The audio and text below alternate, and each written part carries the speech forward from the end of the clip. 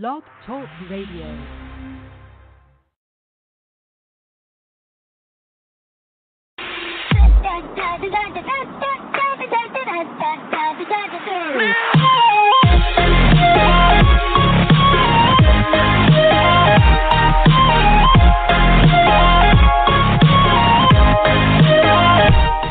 Live from the headquarters of TiVoMike Solutions, it's the TiVoMike Show, where sin is dumb, grace is king, and die to self has replaced YOLO and woke as the life motto of choice, millennials. I am your host, Michael TiVoMike Jefferson. And I'm entertainment guru, Mike Warner. Thank you for joining us, Saints. We're so glad you're here. So glad you're here. Hope you don't know Weinstein personally. And on our show today, people, we got a scripture of the day, PD of Chicago. No, not the actual ones, but the show. So there's hope. Yes.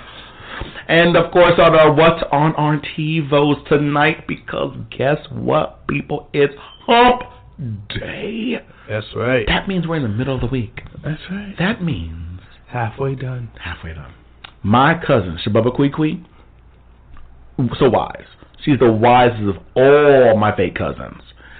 And Shabubba Kwee always says about Wednesday, when it is Wednesday, you know Tuesday has ended and Thursday has yet to begin.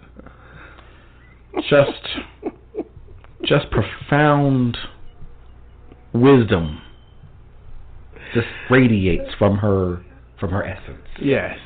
Let's get started with our scripture of the day. So we must listen. Hebrews, chapter 2, verse 1. So we must listen very carefully to the truth we have heard, or we may drift away from it.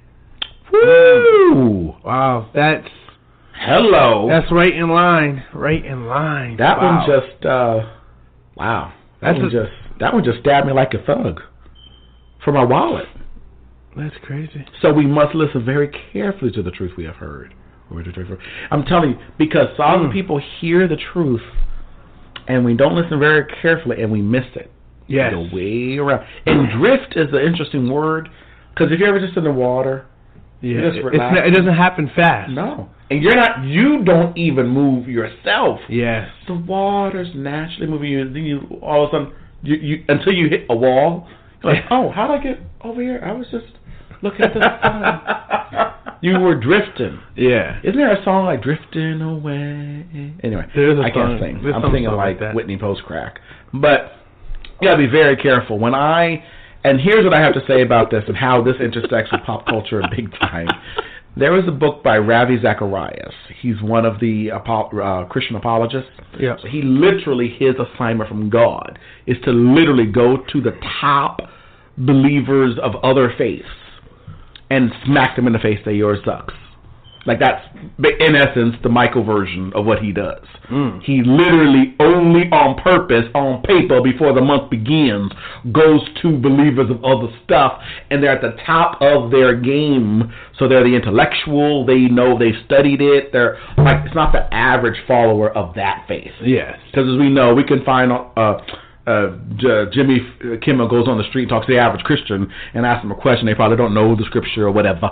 No, he's going to the top people of other faiths. And he wrote a book called Rediscovering Jesus, or a phenomenal audio book that I read. And anyway, there was one chapter, I had to read that chapter because it was called Oprah and Deepak. So that got me. So Deepak Chopra, who was on the Oprah show, once said to Oprah, if we got married, do you realize you'd be Oprah Chopra? And she was like, okay, we'll be right back. She's like, lies, you'd be Chopra Winfrey. Tell it now. Oh, Deepak Winfrey. Tell it now. It's already Stedman Winfrey. Anyway,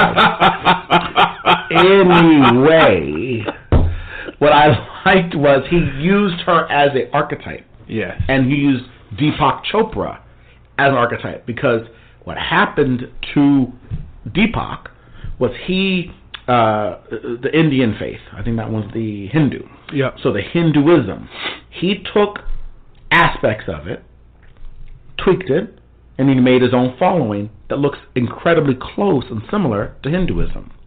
And he's doing damage to the followers of Hinduism because they think he's the guy, and he's not the guy. And what she did, she's an archetype of Christianity, and she has tweaked a lot of the Christian principles, even has taken the name Jesus, and people who, the average, just probably not smart believer, look at her going, oh, so I think she's one of the Christians too, and whatever. And he used a very good question in the chapter, which I thought was a powerful question, and I think I even wrote them down. Because it was that, I mean, when I read a book, especially an audio book, I don't take notes. But it was such a powerful question, and it relates to anybody who is not following their real faith, whatever their faith is. I mean, even if you're atheist, you know, like if you're an atheist, why when you got a raise, you go, thank God. Just say, thank air. Yeah. You know what I mean? Like, who are you most? There we go. So, this is a long time ago. That's so crazy. It's all there. You gotta be careful what you do on your phones, people. It don't delete nothing. Okay, so look at all this stuff. Like all my Allegiance of Christ notes. So anyway, I just think that's phenomenal. Okay, here we go. So I definitely want to don't faith. That's right. So Oprah wrote a campaign. She was trying to stop people from texting. Yeah. So she said, don't tempt fate. That text can wait. So he brings up, well, you bring up fate. So, but you just see how clever. Look at what she does. You say you believe in Jesus, right? The word is very clear about fate. It's about free will. There's nothing preordained. There's predestined for those who believe that there will be an end. Yeah. But what will happen in your life is up to you and your choice. So she's adapting fate as an Eastern religion term, and it's slow. It's very subtle. It's just little things. So they intertwine. And one of the things she also does is she has people do a grateful journal, right?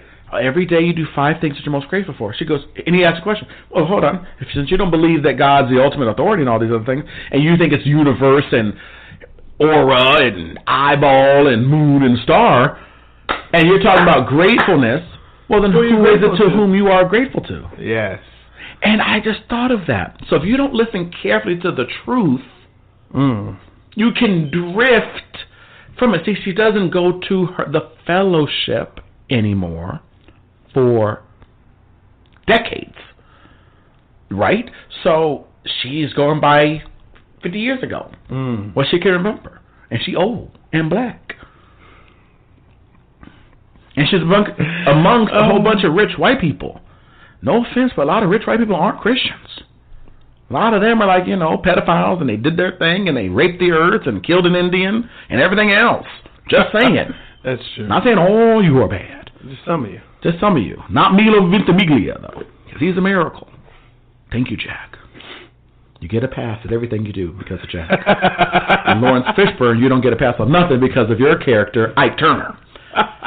But listen carefully to the truth, and you will not drift from it. That is true. Woo! Now today, Chicago. Well, before we get to Chicago, right? Oh yeah, okay. SVU has done something they've never done, or I've never caught.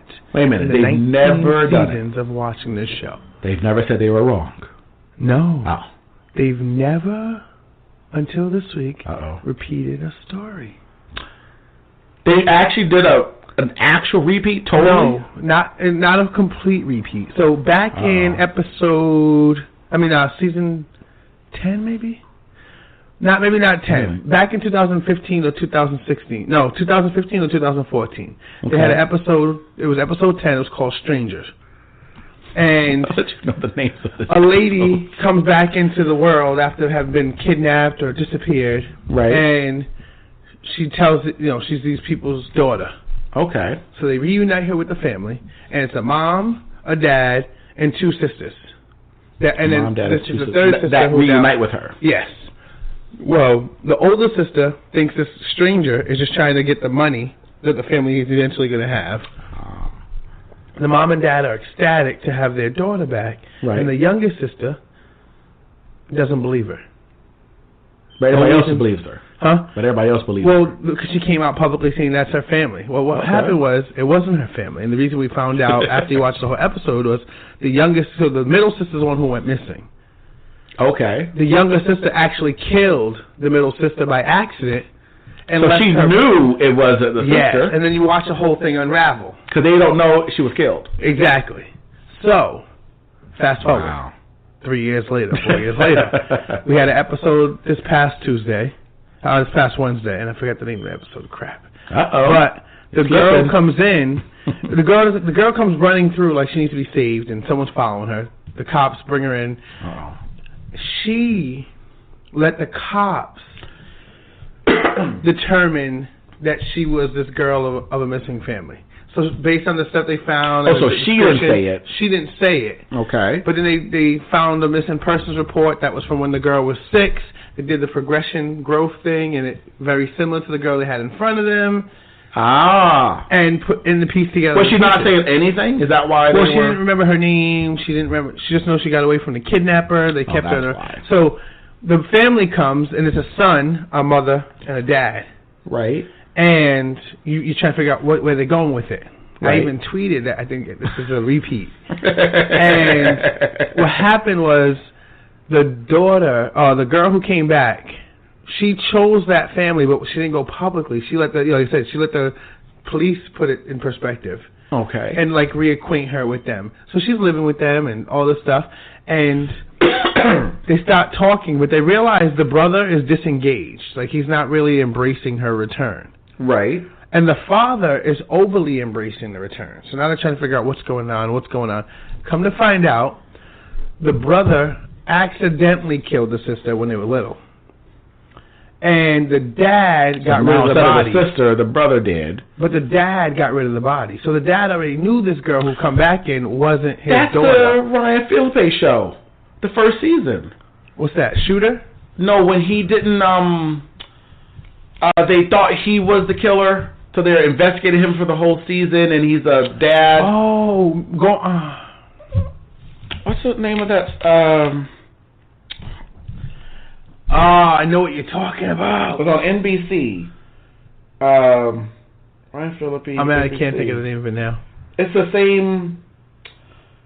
I know what show you're talking about. Like Neighborhood or something. Yes. ABC show. It's going to come up right now. Secrets and Lies. Okay. Where the daughter did it. And then once they know, he's not going to dare tell. Well, and that's the thing. So the father obviously helped hide the body of his young daughter. Never told the wife. Right. So the whole thing happens. It comes out exactly what happened, exactly who did it.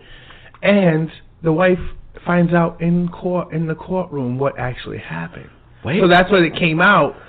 Because Carisi... So he didn't tell the wife? Yes. And I love Carisi because Carisi is the reason they cracked the case. He goes, no.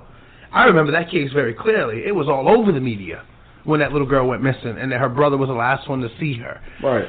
And it was something he said or something they described that messed up what they initially said. So he was like, playing it back in his head and was like, that doesn't match the story they originally gave. So then they start investigating. They arrest the girl, and that's how everything else unfolds, because now she admits to not being her, and then she said, what can I do to not go to jail? Tell the truth. And Mariska said, well, we'll talk about your sentencing after. Here's what we need you to do. They had her put a wire on and go meet with the brother at a diner and get him to admit that he knew she wasn't his sister, and why. But why was he going to admit this to the Because stranger? he'd already been kind of talking to her.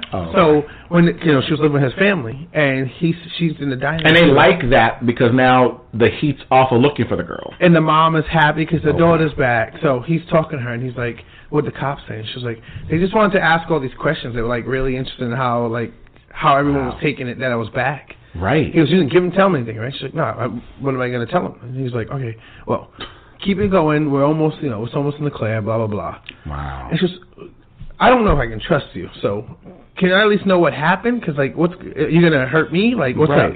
And he explains that it was an accident, but he didn't tell her exactly. And then in the courtroom, they talk about what really happened, how she was just being an annoying little sister, and he put the pillow on her being funny.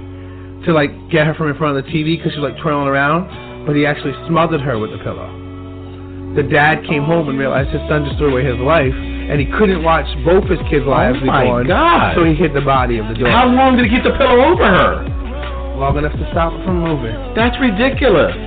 The moral of that story is, fathers and mothers, you want to protect your kids, but you have to look at the long-term protection. Yes. They don't get help when they don't fess up for their consequences. Singing, ooh, you got one life to live, don't let it go. Ooh, you got one.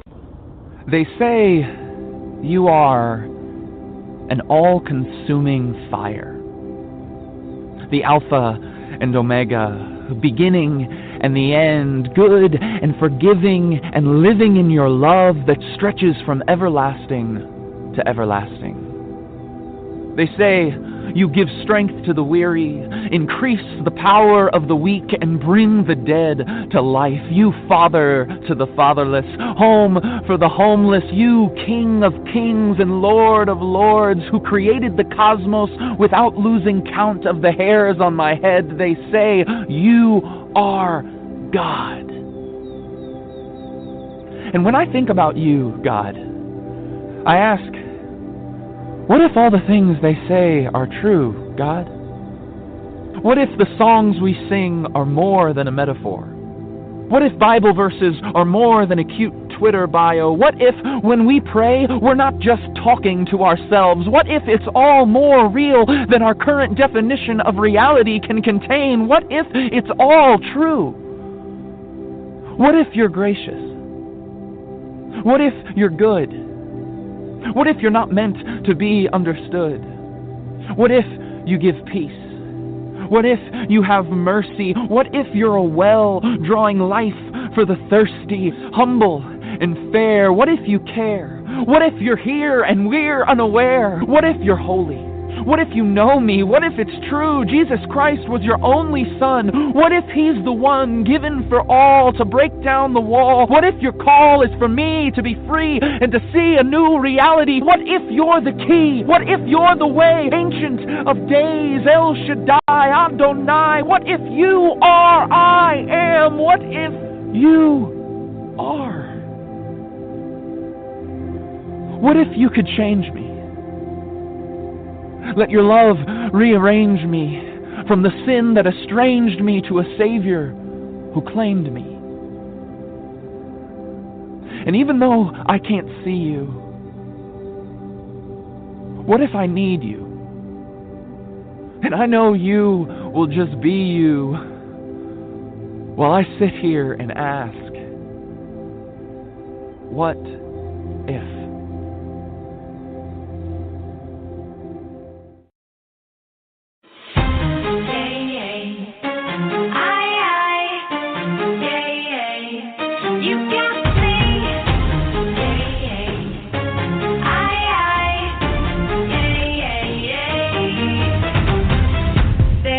Nothing left to lose, nothing left to win.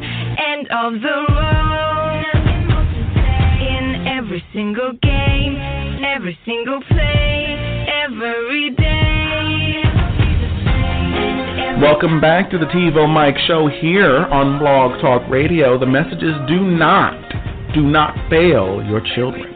Yeah. When your children, and I know this is a battle every parent faces, and I know that because I'm not a parent,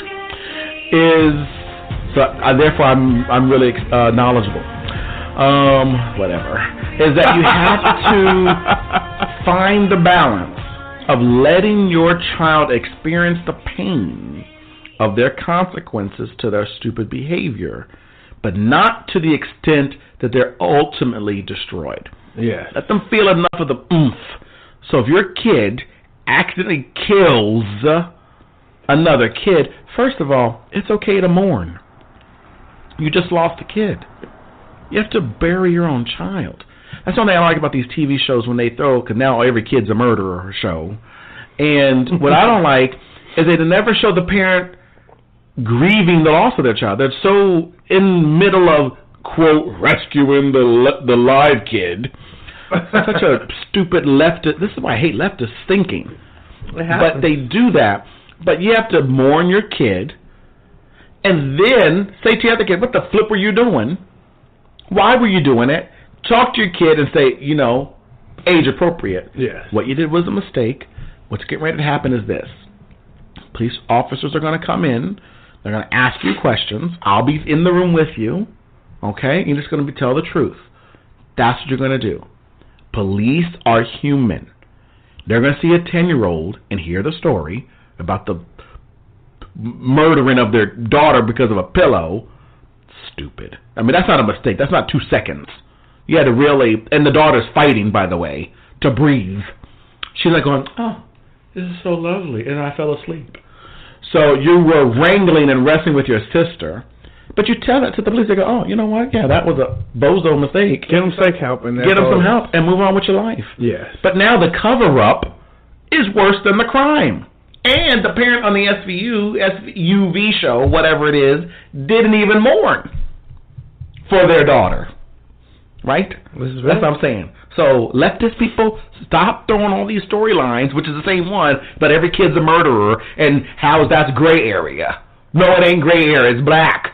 You kill somebody, go to jail or go get help.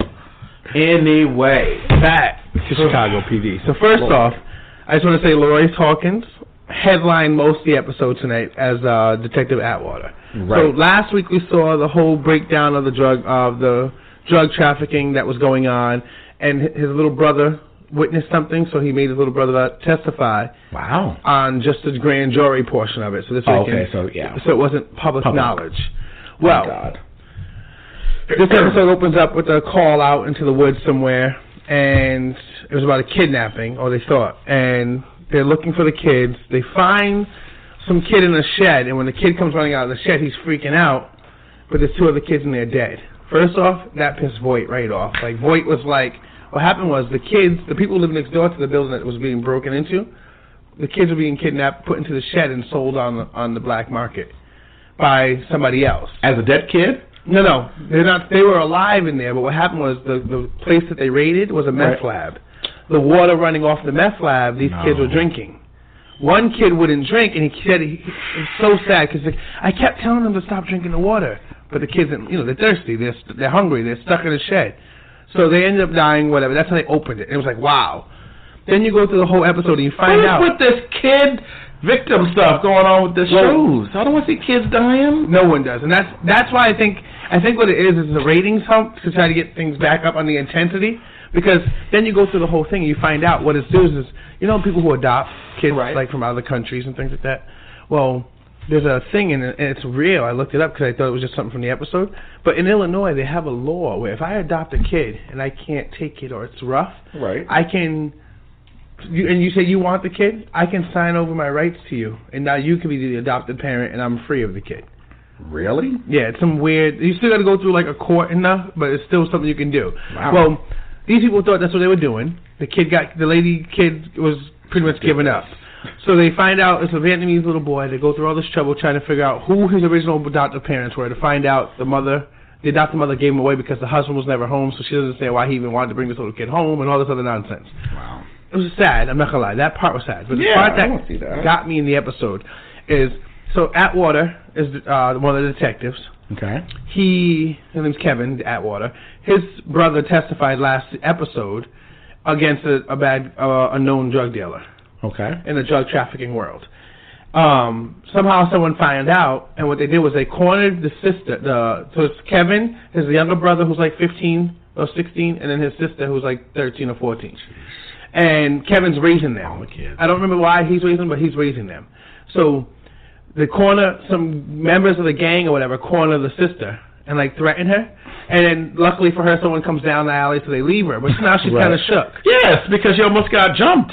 So now the brother finds out, the 15-year-old, and he's pissed because he knows why they're doing this. Someone he's not calling the cop. Well, no, The cops get called because they called his brother right away. Oh, okay. But he realized it's because he testified that now this is happening. How'd it get out? And we haven't learned yet how it got out. But he realizes there's a leak because they never had a problem before. So now all of a sudden he testifies as a problem. Okay, why people don't come forward. And that's what. So the whole scene that brought that episode together, right, was Kevin, talks to an aunt or whatever about what's going on, and she's saying how she thinks it's best the kids go live with him. But he loves his brother and sister, and he doesn't want to send them anywhere. He wants them to know he's here for them. Right. So Kevin, his brother goes and gets a gun that Kevin has in the safe, because now that he knows who the boys are that harassed his sister, he's like, you know what? The cops ain't going to do anything about this. Right. I'm going to take care of this. Well, he gets on there. his own. Yeah. He takes the gun from Kevin's locker, runs there. The sister comes home, and Kevin's like, where's the brother? And she's like, he left. Don't be mad. Because she knew who one of the attackers were. The brother got out of her. Kevin thankfully gets there in time before he shoots this kid. Thank you. But then the kid takes off. His life would have been ruined. Exactly. So then he takes off, the culprit takes off running, and Kevin and his brother are sitting there. And the brother was like talking with him, and he was like, I don't want to hear it. Like, he's kind of giving him like you did the right thing. So his name was Jordan. He's like, you did the right thing, Jordan. He goes, I didn't want to do this. You made me do this. So all of this is a result of you making me testify. Right. Wow. You were doing the right thing for what you thought was right for you. But you didn't think about us. So, yes, you want us here, but it wasn't about us. And Atwood was like, I'm just trying to protect y'all. And he goes, and I get it. He goes, but you didn't even ask me if I wanted to do it. You told me I had to do it. Yes, you did have to. So tough. And, the thing is, suck it up. The reality of it was... You're such a crybaby, snowflake, safe space people. No. Sorry, go ahead. What it is this.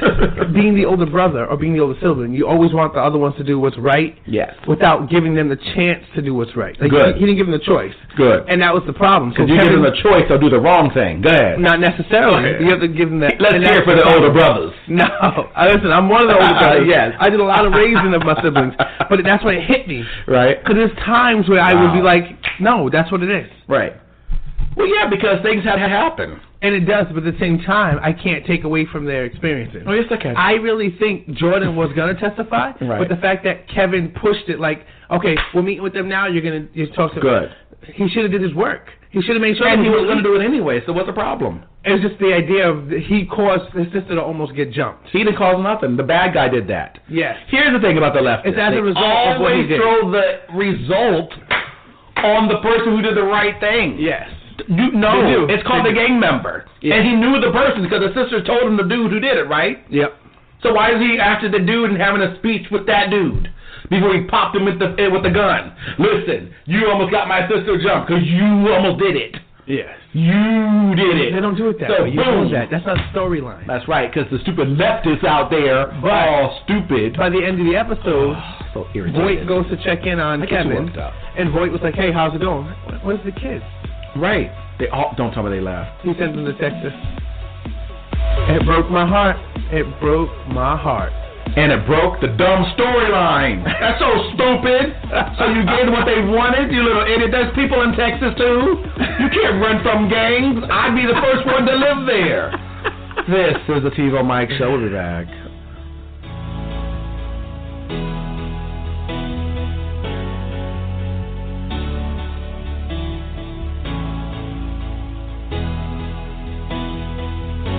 I'm out of my mind today.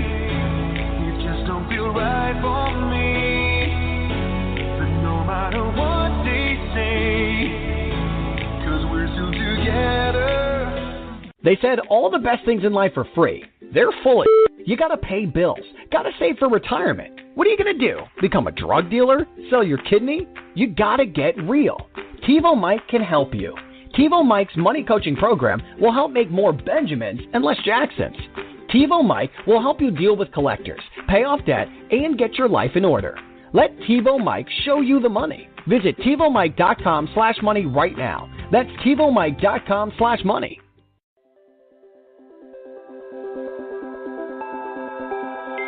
Look into my eyes and show me your adventures I haven't seen. Taking all the lights, it hits the spot. Walking on fantasy. Take me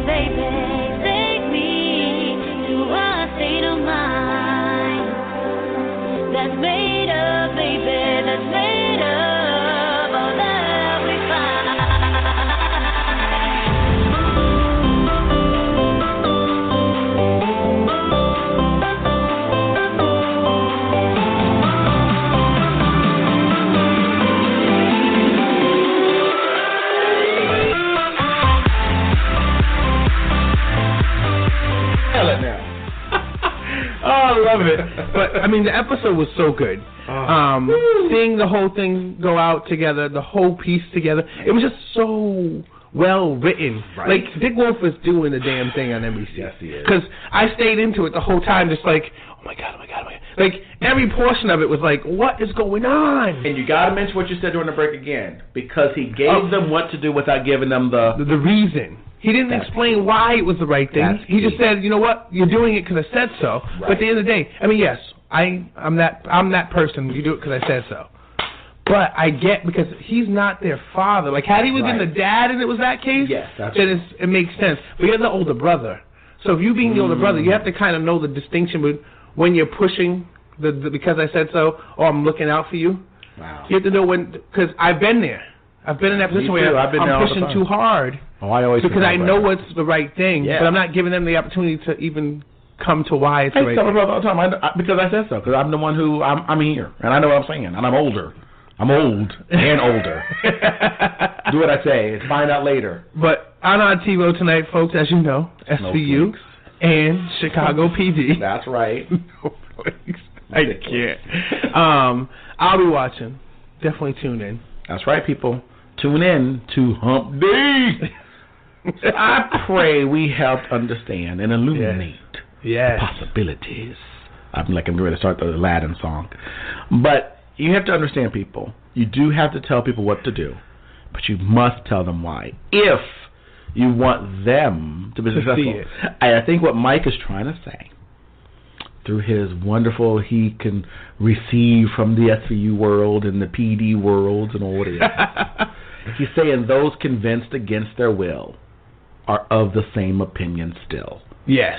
So you really want to make sure that they do the right thing, but that it's their decision, so it'll stick for the rest of their lives versus just in that one moment. Exactly. So I pray today's message did that for you and blessed you or whatever. But remember, there's only one way to truly live the blessed life, and that's to walk daily with the creator of the blessed life, Christ Jesus. I love you, Saints. And that's right, Saints. You heard it here first. As always, subscribe on iTunes and Google Play. Be sure to rate us. Also, write us if you like us.